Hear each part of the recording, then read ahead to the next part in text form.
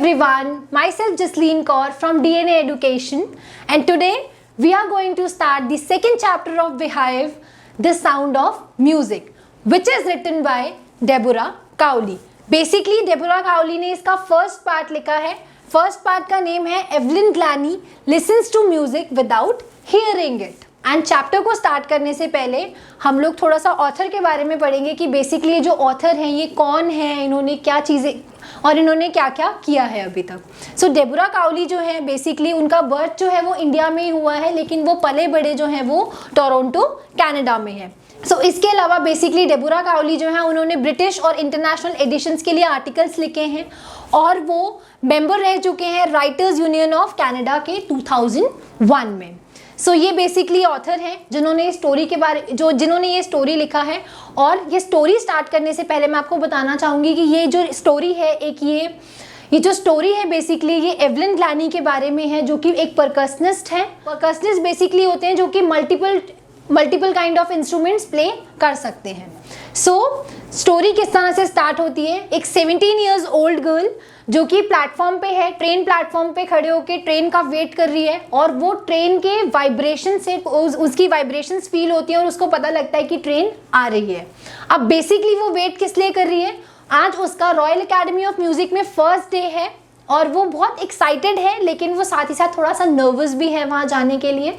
सो अब ये स्टोरी जो है यहाँ से फ्लैशबैक में जाती है और अब हम इसके बारे में पढ़ने वाले हैं कि जो 17 years old girl Evelyn Glennie है, जो कि दिखने में 17 ईयर्स से भी कम की लगती हैं, इन्होंने अपनी लाइफ में यहाँ तक पहुँचने के लिए किस किस तरह के सर्कमस्टांसेस देखे हैं और किस किस तरह और यहाँ अब हम देखेंगे कि उनके सामने किस किस तरह के सर्कमस्टांसेस आए और उनकी लाइफ जो थी वो कैसी थी. सो स्टोरी स्टार्ट होने से पहले मैं आपको ये भी बताना चाहूँगी बेसिकली जो एवलिन ग्लानी है ये एक प्रोफाउंडली डेफ है.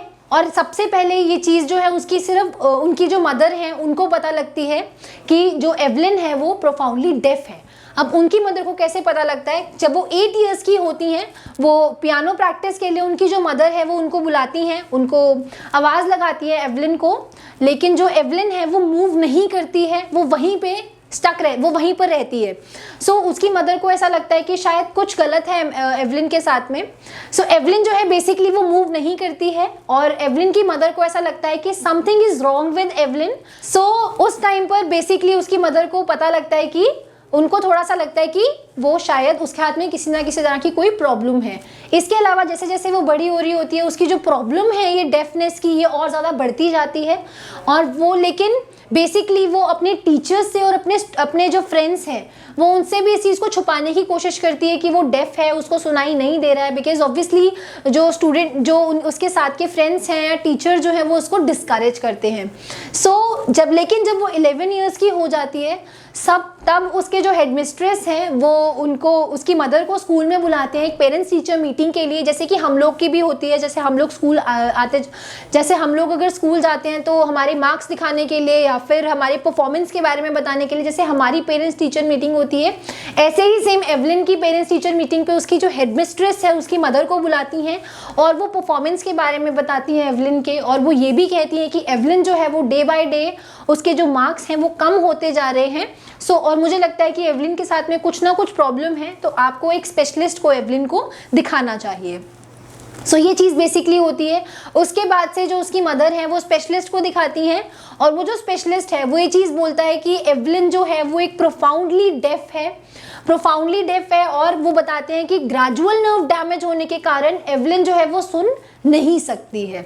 ये इंसिडेंसेस हैं ये बेसिकली होते हैं एवलिन के साथ में. और उस टाइम पे जो वो स्पेशलिस्ट हैं वो ये भी कहते हैं कि एवलिन को आप स्पेशल स्कूल्स में डालिए जो कि डेफ बच्चों के लिए स्कूल होते हैं, उसमें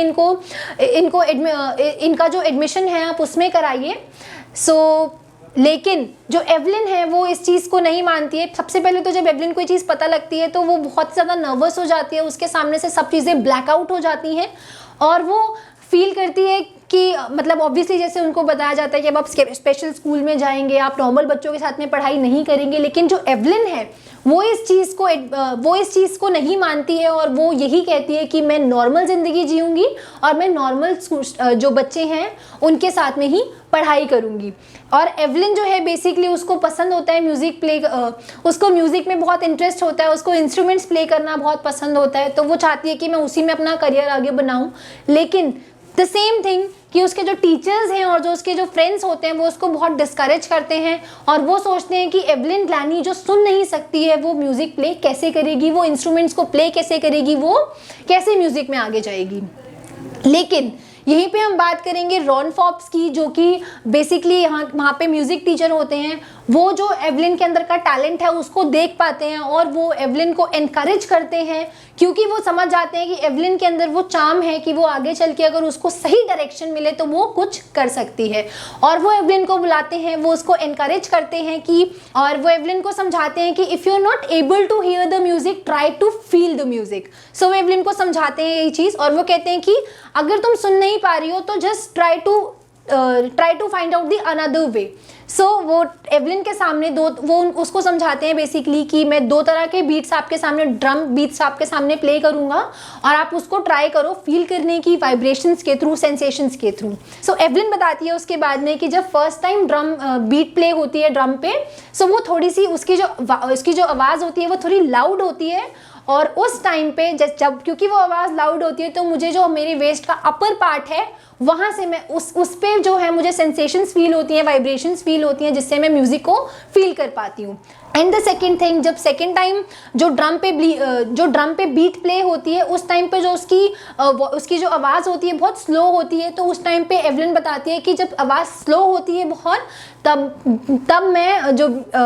तब जो मैं म्यूज़िक को अपने वेस्ट के लोअर पार्ट जो होते हैं मैं उससे म्यूज़िक को फील कर पाती हूँ, उसकी सेंसेशंस को, उनकी वाइब्रेशंस को मैं फील कर पाती हूँ। तो लेकिन जो एवलिन है वो समझ जाती है कि हाँ मैं अपना करियर आगे बना सकती हूँ और वो उस टाइम के बाद से पीछे मुड़कर नहीं देखती है और वो अपनी जो लाइफ है पूरी म्यूज़िक को दे देती है, म्यूज़िक को ही अपनी लाइफ बना लेती है। इसके बाद वो बहुत प्रैक्टिस करती है म्यूज़िक को इंस्ट्रूमेंट्स प्ले करने की, वो different kind of instruments play करना सीखती है और वो बहुत ही डिटरमाइंड है बेसिकली। और till the age of 16 years जो एवलिन ग्लानी है वो यूके का टूर कर चुकी होती है यूथ ऑर्केस्ट्रल बैंड के साथ में। जब वो बेसिकली अपने परफॉर्मेंसेस देती है तो किसी को ये फील नहीं होता कि वो जो एवलिन ग्लानी है वो डेफ है, क्योंकि वो इतना एफिशिएंटली म्यूज़िक प्ले करती है कि कोई ये चीज़ समझ ही नहीं पाता कि वो डेफ है। इसके बाद एवलिन ग्लानी जो है वो रॉयल अकेडमी ऑफ म्यूज़िक के लिए ऑडिशन देती हैं और वहाँ ऑडिशन देने के बाद में एवलिन ग्लानी जो है वो बहुत ही अच्छे मार्क्स स्कोर करती है और वो उसके जो मार्क्स होते हैं वो इतने अच्छे होते हैं कि वहाँ की ऑल ओवर हिस्ट्री के अंदर इतने अच्छे मार्क्स और कोई स्कोर नहीं कर पाया है अभी तक। और इसके बाद अगर हम आगे चलते हैं स्टोरी में, सो एवलिन ग्लानी जो है वो रॉयल फिलहार्मोनिक सोसाइटी के लिए वो प्रेजेंट करती है सोसाइटी को और उसको 1991 में सोलोइस्ट ऑफ द ईयर का अवार्ड मिलता है। इसके अलावा जो एवलिन ग्लानी है जब वो अपनी परफॉर्मेंसेस देती है तो एक बहुत ही मतलब वेल नोन जो परकसनिस्ट होते हैं वो मिलते हैं और वो कहते हैं एवलिन ग्लानी को बेसिकली कि एवलिन ग्लानी जो है वो एक इंस्पिरेशन है यूथ के लिए, वो एक इंस्पिरेशन है फिजिकली चैलेंज जो बच्चे हैं उनके लिए, वो एक इंस्पिरेशन है डेफ बच्चों के लिए, क्योंकि जितना कुछ अभी तक वो अचीव कर रही है अपनी लाइफ के अंदर, जो इस तरह के फिजिकल चैलेंज बच्चे होते हैं, जो यूथ होता है वो अपने आप को डीमोरलाइज करता है और वो सोचता है कि हम कुछ नहीं कर पाएंगे। लेकिन ऐसे लोगों के लिए, ऐसे यूथ के लिए जो एवलिन ग्लानी है वो एक बहुत अच्छी और बहुत बड़ी इंस्पिरेशन है। इसके बाद हम बात करेंगे, सो एवलिन ग्लानी बेसिकली एक मीटिंग में बैठ के बात कर रही होती है। सो वहाँ पर जो लोग हैं वो बिल्कुल इस चीज़ को देख के बहुत ही ज़्यादा क्यूरियस होते हैं जानने के लिए कि एवलिन ग्लानी जो एक प्रोफाउंडली डेफ है लेकिन उसको सब चीज़ें समझ में आ रही है, वो इतना फ्लुएंटली बोल पा रही है कि किसी को ऐसा लगता ही नहीं है कि वो डेफ है। ऐसा क्यों होता है बेसिकली? अब एवलिन ग्लानी को समझ आता है कि वो लोग क्या सोच रहे हैं उसके बारे में, तो वो बताती है कि एक्चुअली में मैं till the age of 11 years मैं सुन सकती थी, और उसके बाद से मेरी जो सुनने की जो मतलब मेरी जो सुनने की स्ट्रेंथ है वो कम होती गई, और उसके बाद मैं डेफ हो गई हूँ। तो लेकिन मैं पहले सुन सकती थी।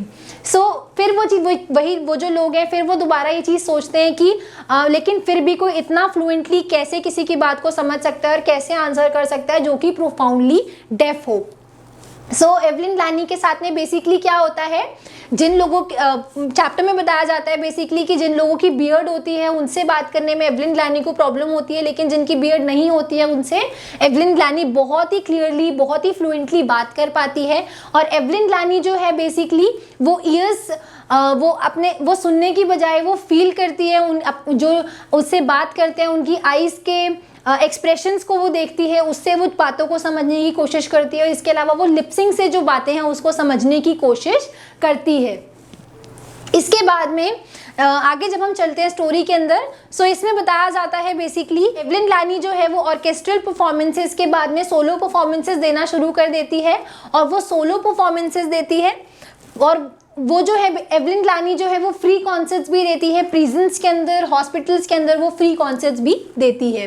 इसके अलावा एवलिन ग्लानी जो है वो यूथ को बहुत इनकरेज करती है म्यूज़िक की तरफ आने के लिए, म्यूज़िक में अपनी ज़िंदगी बनाने के लिए। और वो जब वो क्लासेस भी देती है म्यूज़िक की, तो उसकी हाई प्रायोरिटी हमेशा यूथ होते हैं। यहीं पे जो स्टोरी है ये एंड हो जाती है। और अगर हम मोरल ऑफ द स्टोरी की बात करें तो एवलिन ग्लानी जो है, Evelyn Glennie is a girl of sheer determination, और वो हर किसी को इंस्पायर करती है अपनी लाइफ के उन्होंने जो भी म्यूज़िक के परफॉर्मेंसेस दिए, जिस तरह के उनके इंसिडेंट्स, जिस तरह के उनके लाइफ के इंसिडेंट्स हैं, जिस तरह के सर्कमस्टांसेस उन्होंने फेस किए हैं। ऑथर है वो बताते हैं कि टिल द एज ऑफ 17 उन्होंने इतना सब कुछ अपनी लाइफ में अचीव किया है कि अगर उनकी एज से कोई डबल भी होगा तो कई बार वो भी अपनी लाइफ में उतना सब कुछ अचीव नहीं कर पाते हैं। ये थी हमारी story the sound of music, इसका first part. Evelyn Glennie listens to music without hearing it. और आई होप आपको समझ में आ गया होगा कि एवलिन ग्लानी जो है वो किस तरह से म्यूजिक को सुन पाती थी, किस तरह से उसको फील कर पाती थी। और मुझे लगता है कि जब आप क्वेश्चन आंसर्स करेंगे तब भी आपको किसी तरह का डाउट या क्वेरी नहीं आएगी, और you will be able to answer each and every question of our book DNA Education। आपको किसी भी तरह का कोई डाउट नहीं आएगा। ये आज के लिए इतना ही। Thank you so much.